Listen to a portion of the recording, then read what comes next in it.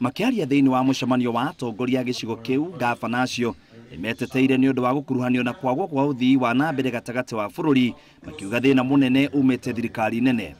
Your zeal is very frustrating, having been a former minister myself, to find that I can't buy a pin as the governor of Meru without approval from Treasury.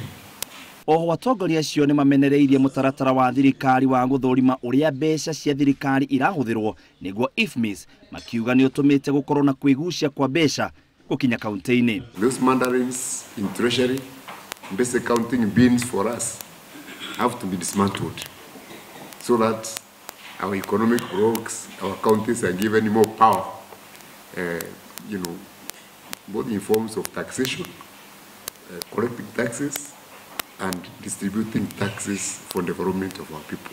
Amwe atongoria ni mendekithitie kuninwo kwa thirikari cia kaunti niguo icio cia ngwataniro cia icigo nene irute wira wega uhoro uria gavana wa Nyandarua Francis Kimemia areganite naguo. I stood up with the other constitution, we stood with it, with the governor tried to be a mutai, my brother here, and we supported the counties. Like I say, we shall not be supporting the operation of counties, because we want focus to be up to the world level, up to the villages. We cannot do that with counties that are fractured. We can reduce other areas within the structures.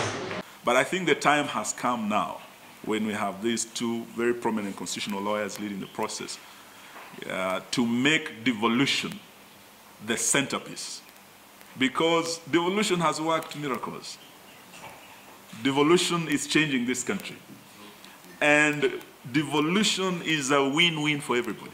Wamalwa niaugite riu mubango ucio warika ni ukuhe icigo itiganite hoti wa kuheo mbeca cia ukuria na gwetha kuuma na nja wa bururi onjoria undu uria utangihotekeka ihinda riri watho-ini.